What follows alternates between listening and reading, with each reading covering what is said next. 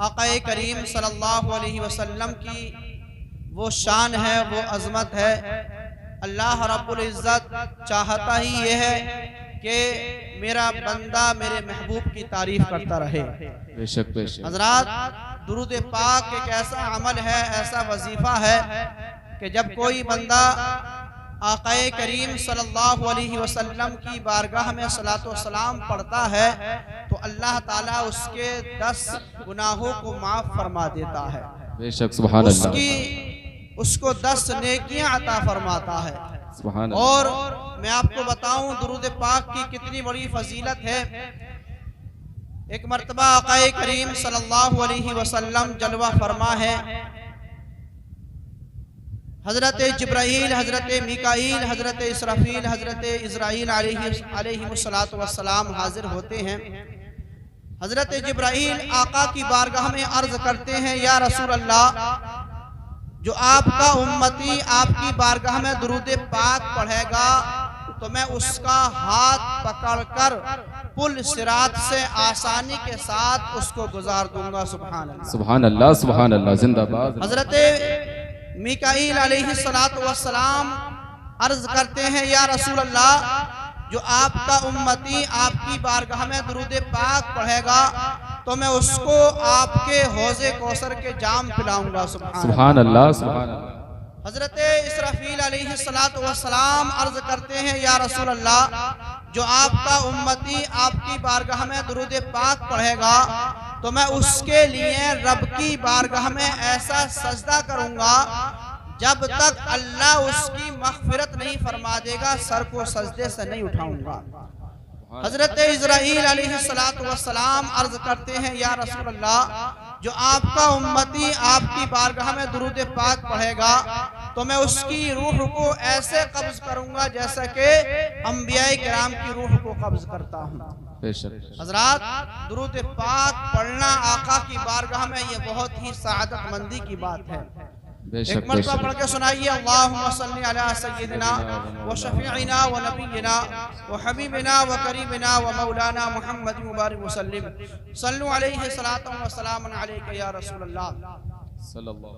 हज़रात, अल्लाह रब्बुल इज़्ज़त कुरान मजीद में इरशाद फरमाता है, वमा खलक़तुल जिन्ना वल इंसा इल्ला लियअबुदून।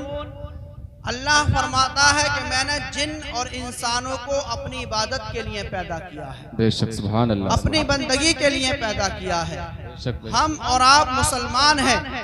अल्लाह ने रोजाना 5 वक्त की हर मर्द औरत आकिल बालिग पर रोजाना 5 वक्त की नमाज फर्ज फरमाई है।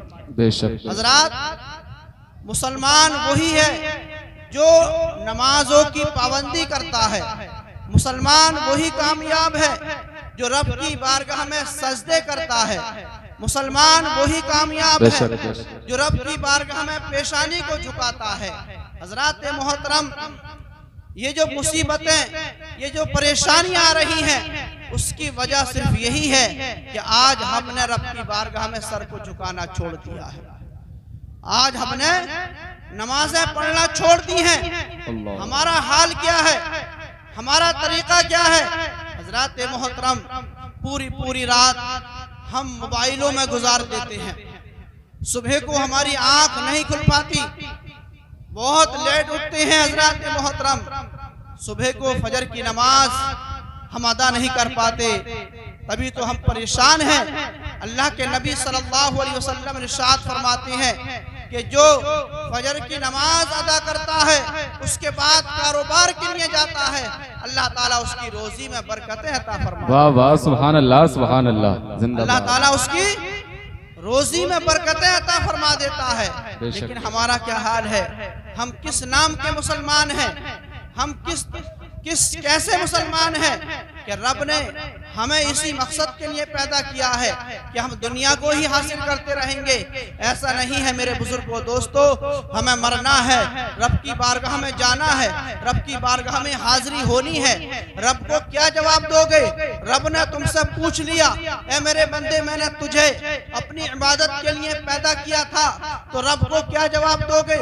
वहां पर कोई बहाना नहीं चलेगा, वहां पर कोई उज्र नहीं चलेगा। हजरात, जमीन के जिस हिस्से पर हमने जो गुनाह किया होगा वो हिस्सा हमारे खिलाफ गवाही देता हुआ नजर आएगा। इसलिए मेरे बुजुर्गों, दोस्तों, अब भी वक्त है, तौबा का दरवाजा खुला हुआ है, रब को राजी कर लो। हजरात, रब को मना लो। अगर रब राजी हो गया तो दुनिया भी कामयाब हो जाएगी और आखिरत भी कामयाब हो जाएगी। आज हम यानी कि एक दूसरे की बुराइयां करने पर तुले हुए हैं। जहां 4 आदमी बैठे वहां पर फलाना ऐसा कर रहा है, फलाना ऐसा कर रहा है, ये हमारा हाल हो चुका है। नमाज का वक्त हो जाता है, अजान की आवाज हमारे कानों में आती है, लेकिन हमारे नमाज पढ़ने के लिए हमारे पास वक्त नहीं है। अल्लाह की बारगाह में सर को झुकाने के लिए हमारे पास वक्त नहीं है। होना तो ये चाहिए था कि जैसे ही रब का बुलावा आए, रब की तरफ से आवाज आए, हय्या अलल सलाह, आओ नमाज की तरफ, हय्या अलल फलाह, आओ कामयाबी की तरफ, फौरन अपने कामों को छोड़ देना चाहिए, फौरन अपनी दुकानों को बंद कर देना चाहिए, अपने कारोबार को बंद कर देना चाहिए और रब की बारगाह में आ जाना चाहिए। हजरात, रब चाहेगा तो तुमको इतना देगा कि तुम सोच भी नहीं सकते हो, क्योंकि हजरात मोहतरम, सब कुछ रब की बारगाह से ही मिलता है। इज्जत मिलती है तो रब की बारगाह से मिलती है, शोहरत मिलती है तो रब की बारगाह से मिलती है। तुम रब की बारगाह में सर को नहीं झुकाओगे, रब की बारगाह में पेशानी को नहीं झुकाओगे, तो बताओ ये मुसीबतें कैसे दूर होंगी। कुरान पाक में अल्लाह फरमाता है, वमा असाबकुम मिन मुसीबतिन फबिमा कसबत अयदीकुम याफू अन कसीर, कि जो तुम्हें ये मुसीबतें पहुंच रही हैं इस वजह से पहुंच रही हैं जो तुम्हारे हाथों ने कमाया है, और बहुत कुछ तो अल्लाह ताला माफ फरमा देता है। हजरात मोहतरम, क्या हमने गौर किया कि हम किस तरीके से जिंदगी गुजार रहे हैं। हजरात, अगर कामयाबी चाहते हो, दुनिया में तरक्की चाहते हो, दुनिया में सर बुलंद होना चाहते हो, दुनिया में उरूज हासिल करना चाहते हो, तो रब की बारगाह में झुक जाओ। तुम रब की बारगाह में झुकोगे, रब ताला तुम्हारे कदमों में सारी खुदाई डाल देगा। हजरात, बेशक, सुभान अल्लाह, सुभान अल्लाह। दोस्तों, नमाजों को कायम करो, नमाजें पढ़ो। जब तक नमाजें नहीं पढ़ोगे कोई भी कामयाबी हासिल नहीं हो सकती। कितने ही चक्कर लगा लो, कुछ भी कर लो, जब तक रब की इबादत नहीं करोगे कोई भी कामयाबी हासिल नहीं हो सकती। तो इसलिए जरूरी है कि हम रब की इबादत करें, हम एक दूसरे से मोहब्बत करें, हम एक दूसरे से प्यार करें, ताकि हजरात मोहतरम, हम सलाम करते हैं, अस्सलामु अलैकुम, तुम सलामत, तुम पर सलामती हो। जवाब देने वाला कहता है वालेकुम अस्सलाम, तुम पर भी सलामती हो। जब हम एक दूसरे को सलाम करते हैं, एक मुसलमान भाई दूसरे मुसलमान भाई को सलाम करता है, सलामती भेजता है, तो अल्लाह ताला एक दूसरे में आपस में मोहब्बतें पैदा फरमाता है। बेशक, सुभान अल्लाह, सुभान अल्लाह। इसलिए मेरे बुजुर्गों, दोस्तों, अगर तरक्की चाहते हो, मुझे 10 मिनट का टाइम दिया गया था, मेरा वक्त पूरा हो चुका है। हजरात मोहतरम, मैं आपसे इतना ही कहूंगा कि रब को राजी कर लो, रब की बारगाह में पेशानी को झुका लो। अगर तरक्की चाहते हो, कामयाबी चाहते हो, तो रब को राजी कर लो, रब को मना लो। जब रब राजी हो जाएगा तो दुनिया भी आबाद हो जाएगी और आखिरत भी आबाद हो जाएगी।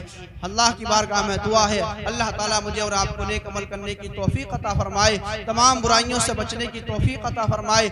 आमीन।